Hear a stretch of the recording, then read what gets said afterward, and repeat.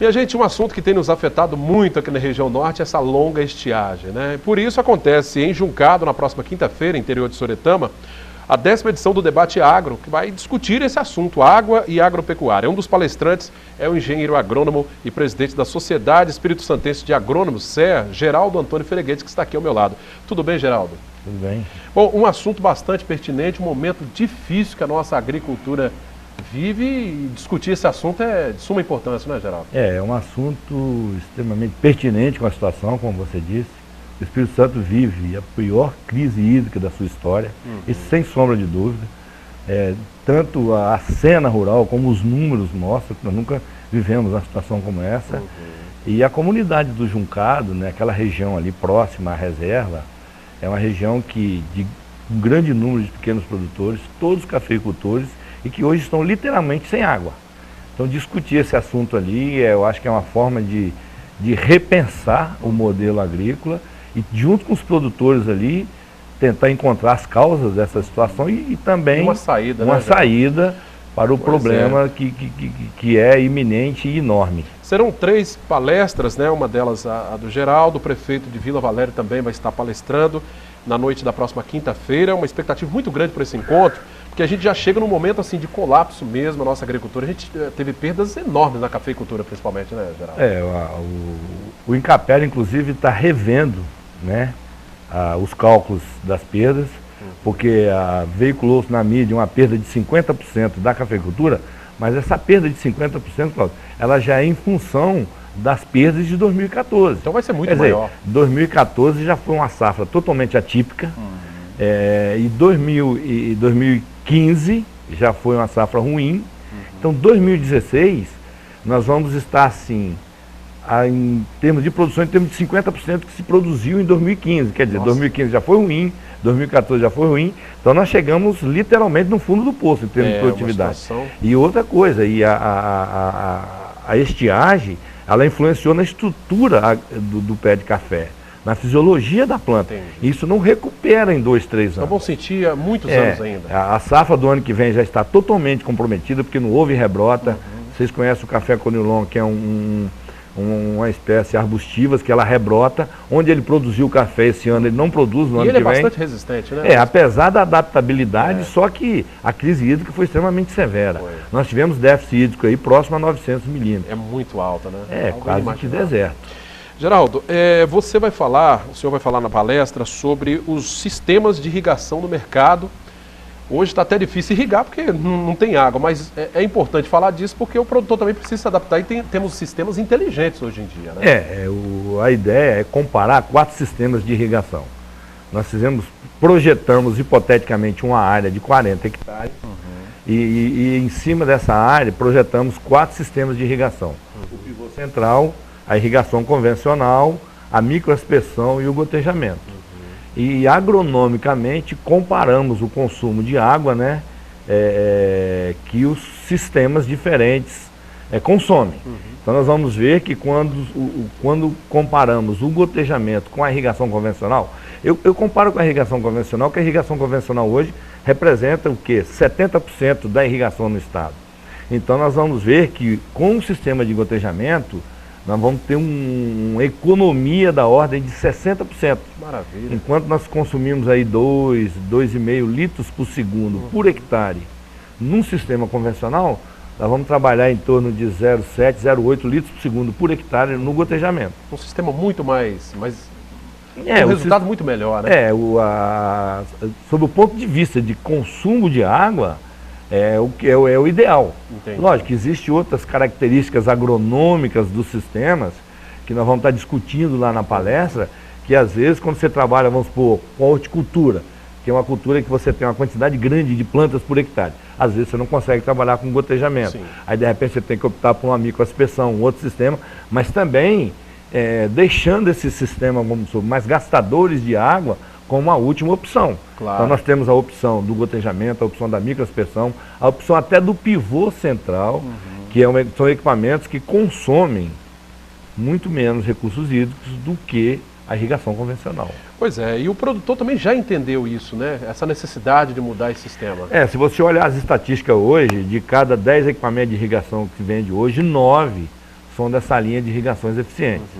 O próprio governo, a própria legislação hoje já facilita a própria concessão de outorga, a própria regularidade do licenciamento ambiental, ele já é facilitado no sentido de induzir ao produtor de optar por esses sistemas mais eficientes. As consultorias também, os engenheiros agrônomos que prestam eles já recomendam isso também. Exatamente. Eu acho que hoje já existe uma lição aprendida, né, Cláudio? De que no passado, como nós tínhamos excesso de água, quer dizer, o Espírito Santo jamais imaginou viver uma crise, né, como essa, era água sobrando, e as pessoas não pensavam. Então hoje, de uns 10 anos para cá, eu acho que já existe uma consciência muito grande de economia, de necessidade de economizar água. Os colegas engenheiros agrônomos hoje, os técnicos que labutam na agricultura, já têm a consciência, e os produtores também. Eles já sabem que não tem como sobreviver hoje se não houver uma consciência muito grande no sentido de economizar água. Pois é, gente, os reflexos, né, para nós que estamos aqui na cidade, que muitas vezes a gente pode pensar assim, mas eu não tenho nada a ver com o campo, eu não planto nada, mas a gente sente, né? A gente viu aí o problema do preço do feijão, foi outro fator climático, mas também nos afetou, e outras culturas. Daqui a pouco é uma série de problemas que a gente vai ter aí e vai ficar impossível sobreviver. O reflexo na cidade, ele chega um pouco mais tarde. Mas né? chega, né? Ele chega, com certeza. Você falou do tomate, do feijão, da banana. É consequência da falta do produto lá. Talvez o café, por características comerciais um pouco diferentes, ainda não, né, de ser uma commodity internacional, o reflexo venha mais lentamente. Mas ele vai vir também, com certeza. Porque é lógico, né? Lá que se produz alimento. E a água é o principal fator. É o principal meio de produção para a produção de alimentos. Então, não produzir a lei básica da oferta e da procura. Vai diminuir. Menos produto, o grande procura, o preço lá em cima. Geraldo, você acha que, na sua opinião, faltou um planejamento da nossa parte? A gente vê, assim, de maneira muito positiva esse plano que o governo do estado colocou aí de construção de barragens, mas você não acha que já é um pouco tarde, né? Se a gente tivesse essas barragens, a gente estaria numa situação melhor hoje? Cláudio, não tenha dúvida de que faltou planejamento, faltou uma visão um pouco mais esclarecida sobre isso. E se a agricultura ainda aguentou alguns anos aí, foi porque os produtores ainda fizeram barragens, mesmo com toda a dificuldade que existe no Espírito Santo hoje, com relação a essa burocracia, com relação ao licenciamento ambiental. Ninguém está propondo construir barragem de maneira errada. É construir a barragem dentro do que a legislação estabelece. Mas sempre houve um entendimento meio assim, uma comunicação um pouco ruim entre os produtores e os órgãos ambientais, que graças a Deus está mudando. O convívio hoje com o IEMA e DAF é muito mais técnico, né? Então já se entende da necessidade de fazer uma barragem dentro das técnicas, e o IDAF e o IEMA entendem que precisam facilitar esse processo de licenciamento. Porque, mal ou bem, feito do jeito que foram feitas as barragens, foi o que salvou. Tá segurando, o que salvou a agricultura de se chegar até hoje. Senão esse quadro hoje já teria acontecido há mais tempo atrás. Pois é, gente, bem no início dessa crise hídrica, nós fizemos uma reportagem em Córrego Farias, uma barragem construída inclusive até em parceria com a prefeitura. A prefeitura fez lá, era o que estava salvando a comunidade daquela época, né? Um pouco de água que ainda se tinha era aquela barragem, né, que estava ainda segurando. Agora, Geraldo, o debate agro também vai discutir um outro problema que afeta muito o nosso produtor rural, que é a questão das dívidas com as instituições bancárias. Os bancos querem receber, o produtor teve uma safra muito menor do que esperava, não tem dinheiro para pagar. Como é que vai ser uma situação dessa, hein? Olha, nas reuniões que nós temos com os produtores, inclusive com certeza esse assunto vai ser debatido lá, você imagina, por exemplo, a maioria dos produtores, pelo menos da nossa região, foram proibidos de irrigar por força de lei. Claro. Tipo assim, o cara investiu na barragem, ele tinha água reservada, mas por um decreto da justiça, ou por uma instrução normativa, ele foi impedido de usar uma água que ele tinha investido para reservar. Como se ele é privado do seu principal meio de produção, como é que ele vai conseguir pagar? Não existe, quer dizer, o Espírito Santo tem umas características dos pequenos produtores, dos produtores rurais do Espírito Santo, de altíssima adimplência. Você pode ver qualquer agente financeiro aqui, o índice de inadimplência do Espírito Santo é um dos mais baixos do Brasil. Só que ele foi proibido de usar a água que tinha. E fora disso, aí nos outros anos veio ainda a crise, se agravou, e hoje nem que queira ele tem mais. Então como é que não pode prorrogar numa situação dessa. Jeito, né? É o caos, se não houver prorrogação. A gente vê os sindicatos aí dos pequenos produtores já falando até em eliminação da dívida como um todo, né? Anuência total, enfim, justamente porque não tem dinheiro, não tem condições de pagar. Olha, já existe uma negociação bem adiantada com relação às dívidas de outros estados, principalmente os estados no Nordeste, que conseguiram uma condição de carência melhor, uma condição de prazo de pagamento melhor e até redução da taxa de juros. Olha, qual a diferença? O norte do Espírito Santo já faz parte da área da Sudene. E pela própria história da região Nordeste, o Espírito Santo sofre mais com a seca pelas nossas estruturas. A gente não está acostumado. Nós não temos a cultura de conviver com a seca.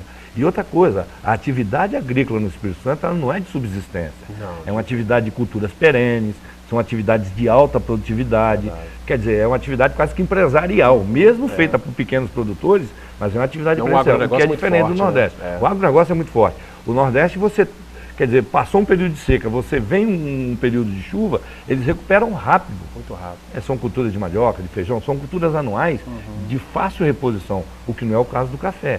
O Parque Cafeiro Capixaba vai levar no mínimo 5 anos para se recuperar. É um baque muito grande, né?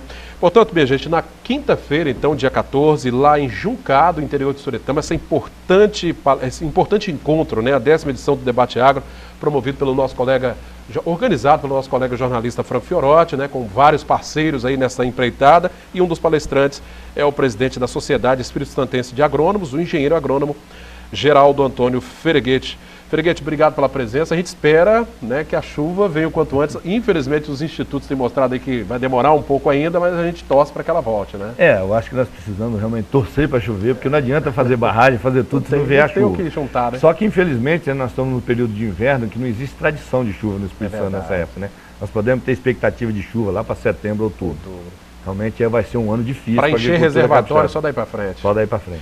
Obrigado, Fereguete, mais uma vez. Obrigado a vocês pela oportunidade. Tá certo. Minha gente, esta edição do Sinotícias vai ficando por aqui, mas você, claro, pode participar conosco e interagir pelo número do WhatsApp que está aí, ó, 998506060.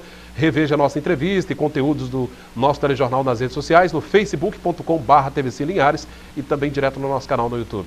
Agora, se quiser falar com nossa redação, ligue para este número, 3373-2000. Obrigado pela audiência, até a próxima edição. Sinotícias, Linhares se vê aqui.